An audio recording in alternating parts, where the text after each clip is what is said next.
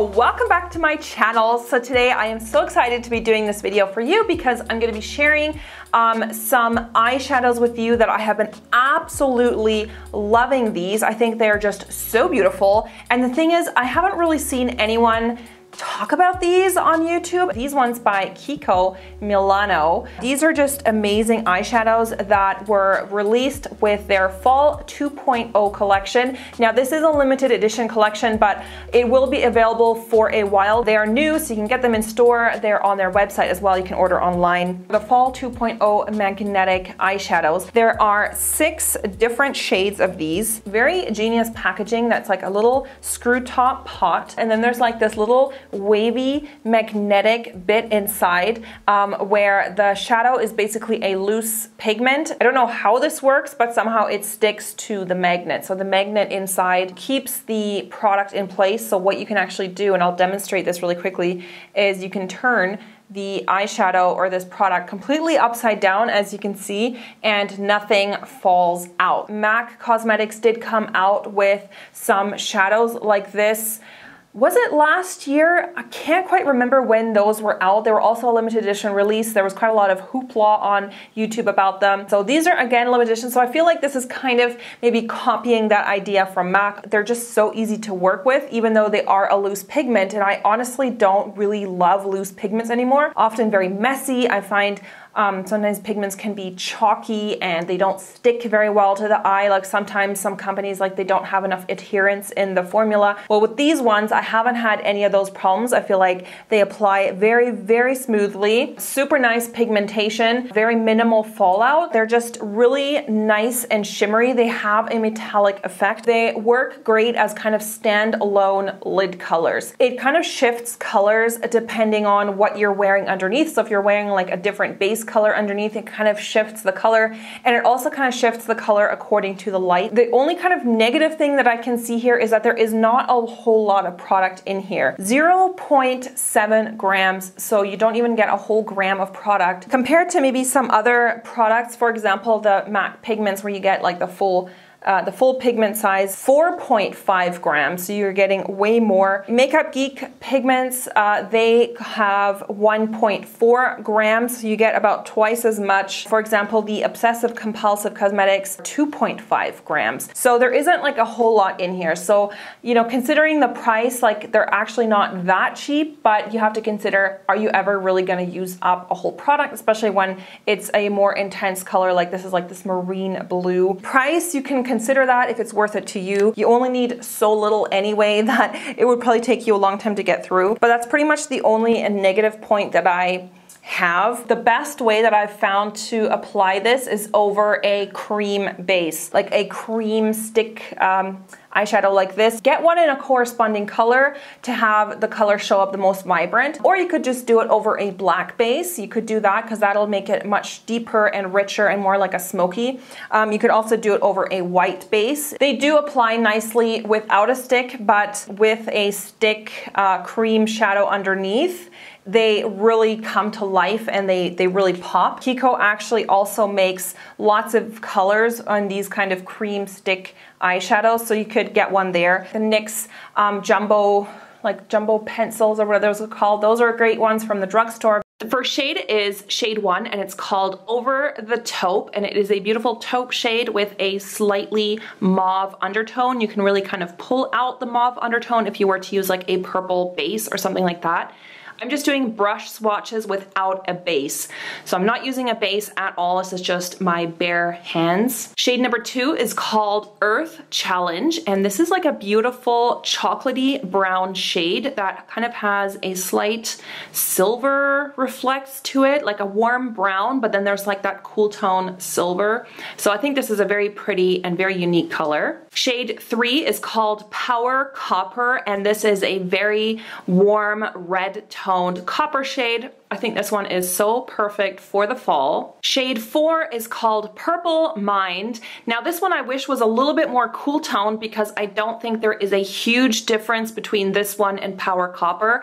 So I feel like if you're wanting either of those shades, just get one or the other because they are fairly similar. It's like a warm toned purple. It is very pretty though. Shade 5 is called Blue Memory, and this is a gorgeous, velvety, rich, deep navy blue. I think this would be so beautiful as a smoky eye or something like that. Here I'm just building up the color a little bit more with a second layer. It is a very beautiful, rich, velvety color. Shade 6 is called Thinking Green, and this is a very rich, deep, dark, foresty, hunter green shade. It's almost like a blackened green shade. Again, this would be great for a smoky eye look, or you can really make it more green by using a green pencil or something underneath. This is one by The Body Shop, and it's called the Eye Color Stick, and this is in the shade Siberian Quartz. But of course, you can use it from any brand that you wish. This really helps the shadow to live up to its full potential. First, what I'm going to do is I'm going to do a transition color.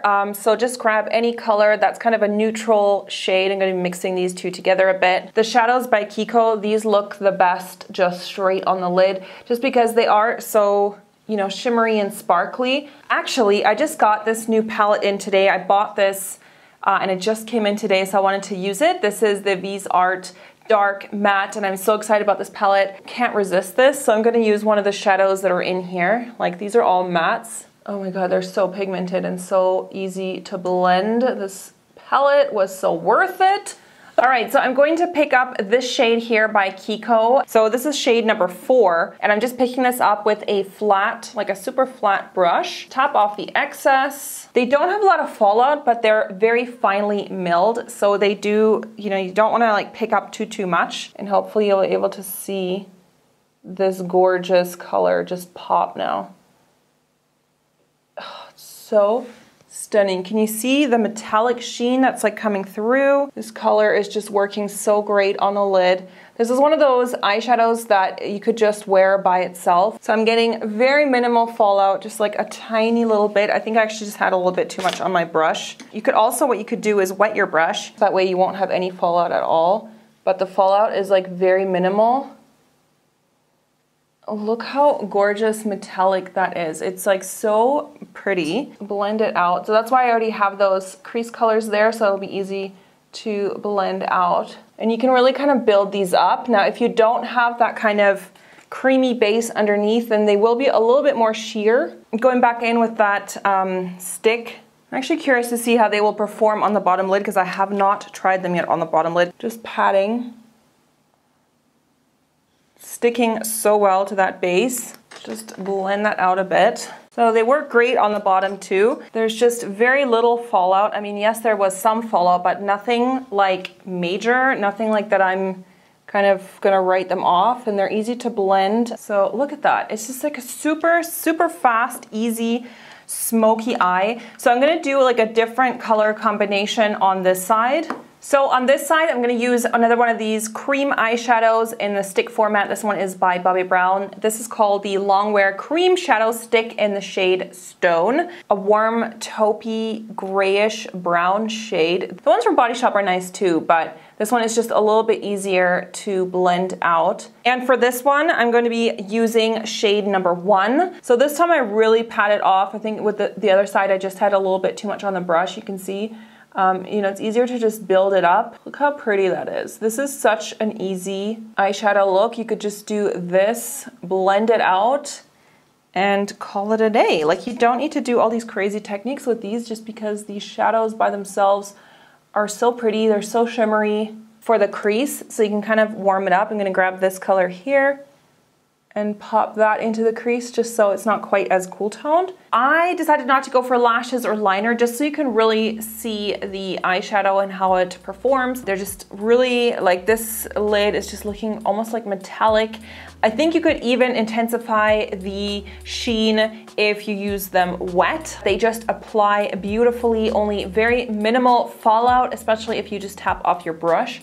I just think they're pretty. What do you guys think? So overall, I absolutely love these magnetic eyeshadows by Kiko Milano. I think they are absolutely worth at least checking out if you're in the market for kind of a very shimmery eyeshadow, especially now for fall. I think the shades that they picked are very, very fall appropriate, and they just give a really pretty eye look with very minimal effort. So overall, these shadows by Kiko get 2 thumbs up for me, and I totally recommend that you guys go and check them out. I think the price point is nice as well. If you like this video, please remember to give it a thumbs up. Subscribe to my channel if you haven't, and also follow me on social media. You'll find links to all my social media accounts in the info bar. Of course, I hope to see you guys in my next video, so stay tuned and I'll see you soon. Bye.